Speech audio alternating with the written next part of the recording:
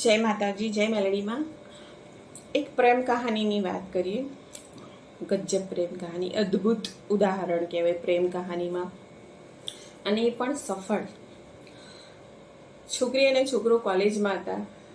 છોકરી કોલેજ કરતી હતી, એનું ગ્રુપ હતું કોલેજમાં આખું.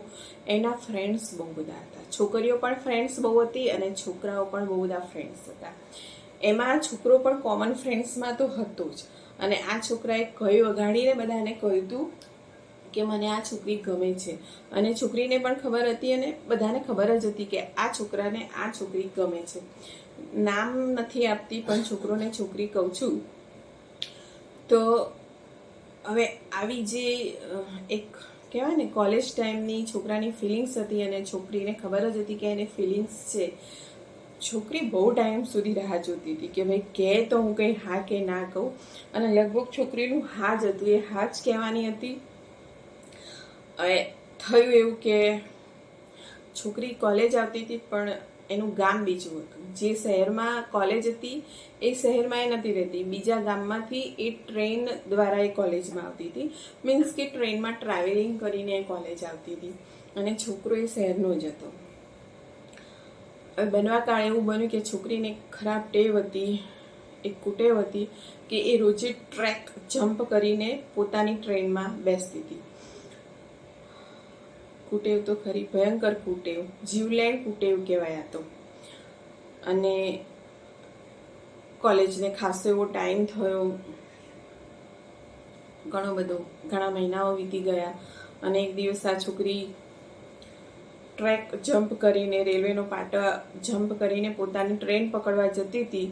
અને ટ્રેન પકડવાની ઉતાવળમાં એને એક્સિડન્ટ થયો. એક્સિડન્ટ એવો ભયંકર થયો કે છોકરી જ્યારે હોસ્પિટલમાં ભાનમાં આવીને ત્યારે એને ખબર પડી કે મારા બંને પગ જતા રહ્યા, મારા બંને પગ કાપી નાખ્યા છે. હવે કોલેજમાં નવું એડમિશન લીધેલું, કોલેજના વાતાવરણમાં હળી મળી ગયેલા, બહુ બધા ફ્રેન્ડ્સ થયેલા, હજી તો ઉગતી જવાની, આગળ લાંબુ જીવન પડ્યું હતું, અને એકદમ આવો એક્સિડન્ટ. નસીબ જુઓ, બંને પગ કાપી નાખ્યા છોકરીના.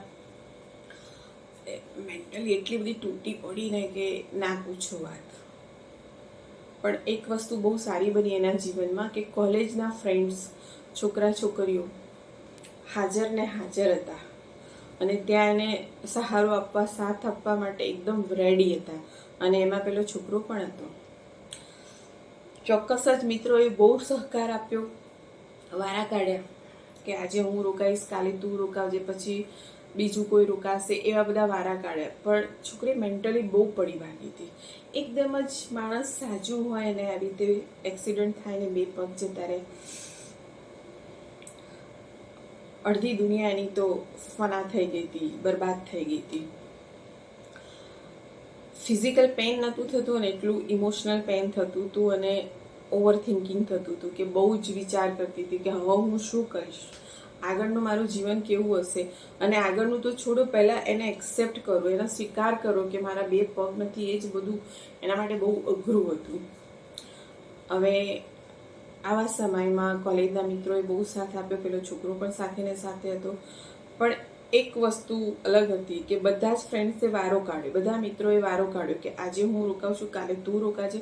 પણ એ જ છોકરો ડેઈલી આવે, ડેઈલી એની સેવા કરે, ત્યાં જ હાજર રહે, ત્યાં જ એની પાસે જ બેસી રહે. અને એ કેટલી બધી તો મોટિવેશનલની બુક્સ લઈ આવેલો, કેટલું બધું કલેક્શન એને ભેગું કર્યું હતું એ છોકરીને વાંચીને સંભળાવે.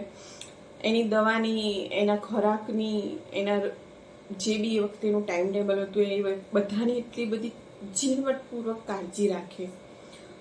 અને આ બધું એ છોકરીના મા બાપ જોઈ રહ્યા હતા, પણ બોલતા નહોતા. કેમ કે એ છોકરાના આવવાથી છોકરીમાં એમ કહેવાય ને થોડી ઘણી હિંમત અથવા તો થોડી ઘણી સ્વીકૃતિ આવી હતી કે હા, આ પરિસ્થિતિ આવી છે અને એમાં મને બધા મદદ કરી રહ્યા છે.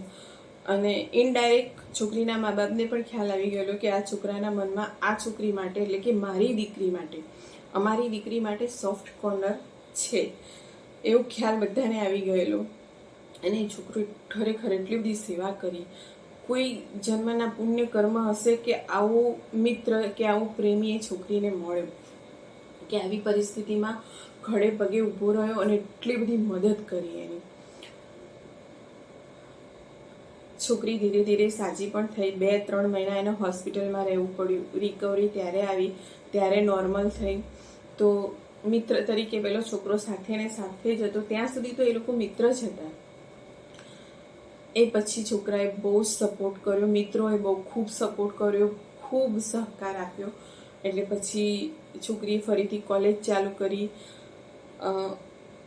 થોડું નોર્મલ થતાં જીવનને 2 પગ વિના એડજસ્ટ કરતાં કેટલી મુશ્કેલી પડી, ઘણી અઢળક મુશ્કેલી પડી. કેવું તો લાગે ને કે હવે નહીં થાય ને કરવું પડે. છોકરી આગળ એવી સમસ્યા હતી કે મારાથી આ નહીં થાય, મારાથી આમ નહીં ચલાય, મારાથી આમ દિવસે નહીં કઢાય, રાતે નહીં કઢાય, જીવને નહીં જાય. કેટલી વાર તો એના આપઘાતના વિચારો આવ્યા. છતાં પણ મા બાપ એટલી હિંમત આપે, મિત્રો એટલી હિંમત આપે, એ પોતે પણ કહેવાય ને અંદરથી રિસ્ટાર્ટ વારે ઘડીએ રિસ્ટાર્ટ કરે કે મારે કરવાનું જ છે. એક દિવસ 24 કલાકમાં એકવાર તૂટી પડે, ભાગી જાય કે નહીં કરી શકું. અને પછી એના એ જ મગજમાં એવા વિચારો પણ આવે કે નહીં કરી શકું તો શું, કરવું તો પડશે જ. એટલે પાછું રિસ્ટાર્ટ કરે. આમ કરતાં કરતાં છોકરી કોલેજ પૂરું કરી નાખ્યું. આગળ એને વધારે ભણવા માટે પોસ્ટ ગ્રેજ્યુએશન માટે પણ અપ્લાય કર્યું.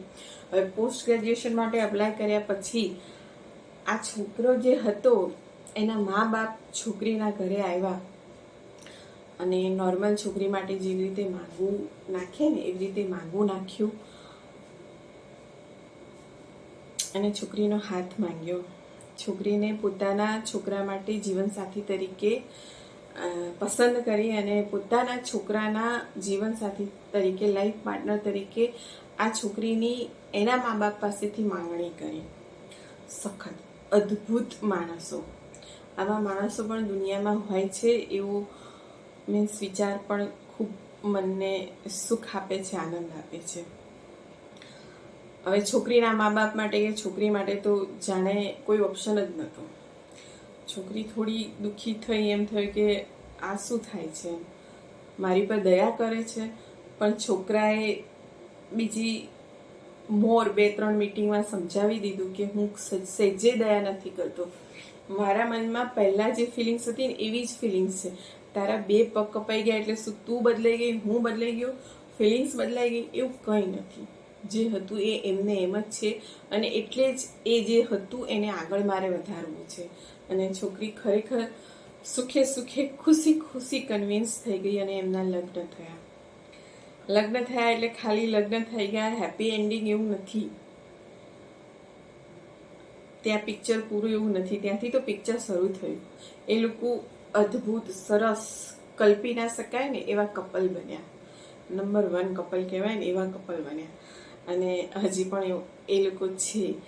ઘણી જગ્યાએ એમની સ્ટોરી તમે શોધશો ને તો મળી જશે. આ સ્ટોરી સાંભળશો ને પછી એ સ્ટોરી તમે શોધશો ને, ગુજરાતમાં જ છે એ લોકો, ત્યારે તમને એમ થશે કે ના ખરેખર આવો પ્રેમ હોય છે, આવા પ્રેમીઓ હોય છે અને આવા પ્રેમનો અનુભવ કરનારા માણસો છે આ દુનિયામાં. અદ્ભુત પ્રેમ, અદ્ભુત માણસો. તો આ એક હજી કેટલા વર્ષો થઈ ગયા એમના લગ્નને, હજી છે જ એ લોકો અને હજી સાથે જ જીવે છે અને એકબીજાની સાથે જ છે. તો આવો એમનો અદ્ભુત પ્રેમ હતો. તો આવી જે સંસારમાં, સમાજમાં આવી પ્રેરણાદાયક ઘટનાઓ પણ છે જે ખરેખર બંને માટે એમ કહેવાય ને કે કોઈ છોકરી એવી હોય કે એક્સિડન્ટ થયો છે ને ઘણું બધું ગુમાવીને બેઠી છે અને એને પોતાના ઉપર ભરોસો રાખીને જીવનમાં આગળ વધવું છે, તો છોકરી પણ પ્રેરણાદાયક છે અને છોકરો કે જેને શરીરના રૂપને જ મહત્વ ના આપ્યું, જે ફિલિંગ્સ હતી, જે પ્રેમ હતો એને મહત્વ આપ્યું અને માણસાઈનો દીવો પ્રગટાવ્યો, પ્રેમનો દીવો પ્રગટાવ્યો. આવા માણસો પણ દુનિયામાં છે. આ જોઈને બંનેને મારા તરફથી તો સેલ્યુટ, મારા તરફથી વંદન. અને આજે સ્ટોરી મેં ક્યાંકથી સાંભળી હતી અને મેં આજે તમારી સાથે શેર કરી. જો એ કપલ પણ આ સ્ટોરી સાંભળતું હોય ને તો હું એમને કહીશ કે એકવાર તમે મને મળજો પ્લીઝ. તો આજની આ સ્ટોરી અહીં પૂરી કરું. જો કોઈને પ્રેરણા મળે કે કોઈને એવું થાય, ઘણી વાર એવું થાય કે સમાજમાં તો કંઈ સારા માણસો જ નહીં બચ્યા, એવું નથી. આપણે જેવા છીએ ને એવા માણસો આપણને મળી જાય છે. કદાચ રોંગ થોટ હોઈ શકે, પણ એવું લાગે છે મને કે સારા માણસો તો છે, બહુ બધા છે. તો આજની આ સ્ટોરી અહીં પૂરી કરીશું. જય ભારત, જય માતાજી, જય મેલડીમાં. Good night.